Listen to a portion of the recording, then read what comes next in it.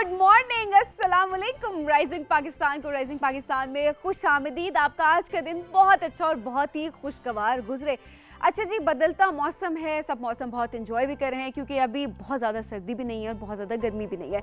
इस मौसम का हमें पूरा साल बहुत ही इंतज़ार रहता है कि कब आएगा इस तरह का मौसम जब आप एंजॉय कर रहे होंगे कि आपको स्वेटर्स भी नहीं पहननी पड़ेंगी, लेकिन शाम का जब वक्त हो जाता है तो उसमें शॉल्स, कॉफ़ी, सुबह सुबह की चाय, तो ये सारी चीज़ें आप बहुत इंजॉय कर रहे होते हैं। साथ में अपनी सेहत का ज़रूर ख्याल रखें क्योंकि जब भी मौसम बदल रहा होता है तो आपकी सेहत ख़राब होना शुरू हो जाती है। तो जिस किसी को भी फ्लू हो रहा है, जिन किसी को भी कोई भी एलर्जी के इश्यूज़ हो रहे हैं, क्योंकि एलर्जी भी बहुत ट्रिगर करी होती है, वो फ़ौरन जो है अपना ख्याल रखना शुरू कर दें, कहवे पीना शुरू कर दें, ठंडे पानी को अवॉइड करें आप लोग, और साथ साथ जो है सूप का इस्तेमाल भी शुरू कर दें। सूप तो इस मौसम में वैसे बहुत मज़े का लगता है, स्पेशली शाम के वक्त। और साथ साथ जो है वो गर्म पानी का इस्तेमाल भी अपनी ज़िंदगी में शामिल करें। गर्म पानी से भी बहुत सारे फ़ायदे होते हैं, मैं नहीं बताऊंगी, सबको पता होता है इस बारे में, लेकिन मैं चाहूँगी कि इस पे भी हम आगे जो है सर्दियों में भी सेगमेंट पे हम ज़रूर बात करते जाएं। अच्छा जी, जब मौसम बदलने की बात आती है तो उसके साथ साथ जहाँ आपकी सेहत ख़राब हो रही होती है वहाँ पर आप देख रहे होते हैं कि आपकी स्किन में बहुत ज़्यादा फ़र्क आना शुरू हो जाता है, स्किन ख़राब होना शुरू हो जाती है, आपके बाल ख़राब होना शुरू हो जाते हैं, और उसके साथ समझ नहीं आ रही होती कि जनाब कौन से प्रोडक्ट्स यूज़ करें हम आखिर, क्योंकि गर्मियों में हमें कहा जा रहा होता है कि ऑयल बेस्ड चीज़ें कम से कम इस्तेमाल करें। सर्दियों में क्या करें, आप जिसकी ऑलरेडी ऑयली स्किन है वो सर्दियों में क्या करें। बालों की अगर मैं बात करूं तो बाज़ों का बहुत सारे लोगों के सर्दियों में भी ऑयली होना शुरू हो जाते हैं और बहुत सारे लोगों के बाल जो है वो ड्राई भी होना शुरू हो जाते हैं। वो कहते हैं हमारे बालों का टेक्सचर जो है वो चेंज हो जाता है सर्दियों में। तो इस बारे में हमने सोचा कि फ़ातिमा जदून हमें जिस तरह स्टाइलिंग की टिप्स देती हैं, किस तरह से अपने आप को अच्छा रखना है, आप लोगों ने अपने आप को मेंटेन किस तरह से आप रख सकते हैं घर बैठे आम प्रोडक्ट्स यूज़ करते हुए, घरेलू टोटके यूज़ करते हुए, अपने आप पे कहते हैं ना सेल्फ केयर की बात होती है हमारे सेगमेंट में। तो आज फ़ातिमा हमें बताएंगी कि सर्दियों के मौसम में आप अपने बालों को किस तरह से अच्छा रख सकते हैं, आप किस तरह से अपने बालों का ख्याल रख सकते हैं, किस किस्म के प्रोडक्ट्स यूज़ करने चाहिए, किन प्रोडक्ट्स को हमें अवॉइड करना चाहिए। तो आज जानेंगे हमारी एक्सपर्ट फ़ातिमा जदून से, आपके और हमारे मसले का हल निकालने की हम कोशिश ज़रूर करेंगे, क्योंकि हम सबका यही मसला होता है कि बाल कभी बहुत सिल्की, कभी बाल बहुत ड्राई। तो देखते हैं जी आज फ़ातिमा हमारे मसले का हल लेकर आती हैं या नहीं लेकर आती हैं। जनाब, राइजिंग पाकिस्तान में प्यारे बच्चों के लिए हम लेकर आएंगे आज cartoons adventures of little carp, और आपको दिखाएंगे हम कार्टून्स, लेकिन साथ साथ आप लोगों ने मुझे बताना है कि कार्टून्स की कौन सी एपिसोड आपको सबसे अच्छी लगी, कार्टून्स की किस एपिसोड से आपने क्या सीखा,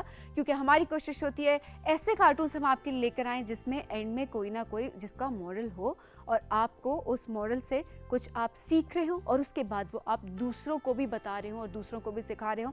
स्कूल आप जा रहे हो तो आपकी डिस्कशन जो है वो इस तरह से ना हो, अच्छा जी वो मेरा कंपेटिटर है, आज होमवर्क की टेंशन है, कुछ भी। तो आपकी स्कूल जाकर अपने क्लास फेलोज के साथ, अपने फ्रेंड्स के साथ एक हेल्दी डिस्कशन हो सके।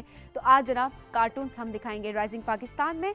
इसके अलावा आज हम आपको लेकर जाएंगे एक मरतबा फिर से कराची में सेगमेंट्स हमने रिकॉर्ड किए हैं, उसमें से आपकी मुलाकात का अर्ज करवाएंगे हम फवाद खान साहब से। फवाद खान साहब की बात की जाए तो थिएटर में उनका अपना एक नाम है, थिएटर डायरेक्टर हैं, राइटर हैं और इसके अलावा परफॉर्म भी करते हैं, एक्टर भी हैं, और क्या ज़बरदस्त वो सुनाते भी हैं।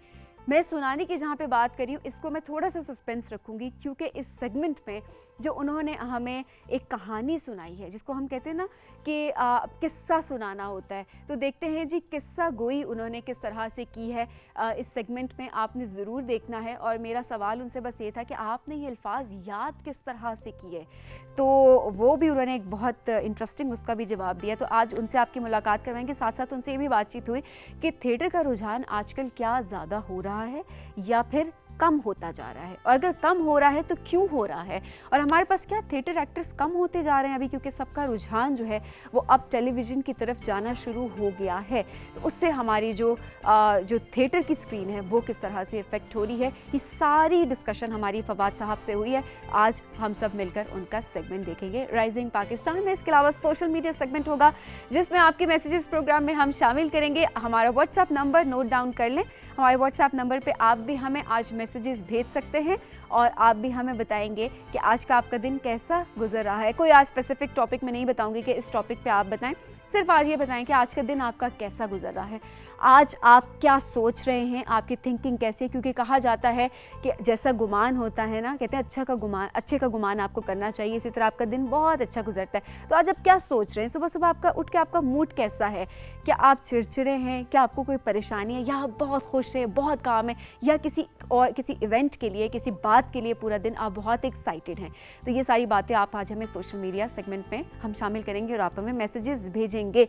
जनाब, ये है आज का राइजिंग पाकिस्तान। हमारी टीम आपके लिए लेकर आई है हर एक सेगमेंट आपके मुताबिक, आपकी पसंद का। ब्रेक पे चलेंगे, ब्रेक के बाद इस सिलसिले को हम आगे बढ़ाएंगे।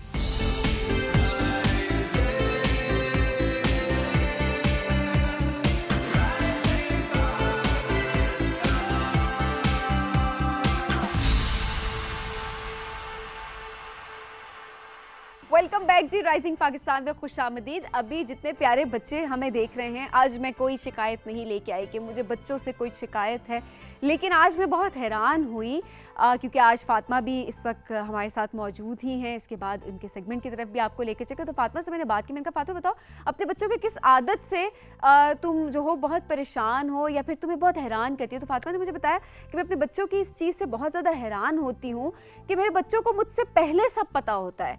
वाकई में हमारा जो किड्स सेगमेंट है उसमें आप बच्चों को देख लें कि माशाल्लाह से इतने ज़बरदस्त, उनके इतने स्मार्ट माइंड से, इतने शार्प माइंड से कि उनको हर चीज़ का पहले से पता होता है। अक्सर चीज़ें जब हमें बता रहे होते तो हम कहते हैं कि ये आपने कहाँ से सोचा, आपने कहाँ से देखा।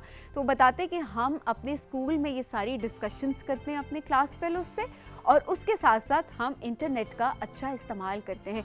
जहाँ पर हम बच्चों को मना कर रहे होते हैं कि आपने टेक्नोलॉजी का इस्तेमाल नहीं करना, वहीं पर अगर आप इस तरह से प्रोडक्टिव चीज़ें कर रहे हैं, आप एक अच्छा नॉलेज गेन कर रहे हैं, तो पेरेंट्स को खुशी भी होती है और फिर आप टैब खुद से भी दे रहे होते हैं कि ये लें, आप इस पर रिसर्च कर सकते हैं। तो अच्छे से इस्तेमाल अगर आप किसी भी चीज़ का करते हैं तो देखें ये रिजल्ट्स होते हैं जो कि राइजिंग पाकिस्तान में आपके मैसेजेस, आपका आर्ट वर्क जैसे हमें मिल रहा होता है, आपकी प्रोडक्टिविटी हमें नज़र आ रही होती है कि कितने आप क्रिएटिव हैं।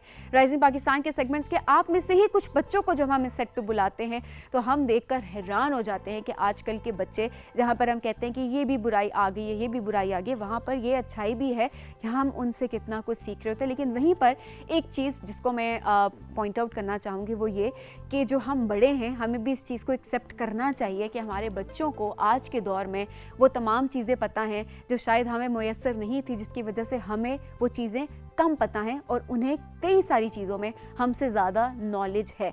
इस चीज़ को एक्सेप्ट करना ज़रूरी है क्योंकि आपके बच्चे इसी से इनकरेज होंगे और वो इसी तरह से आगे बढ़ते रहेंगे और सीखते रहेंगे।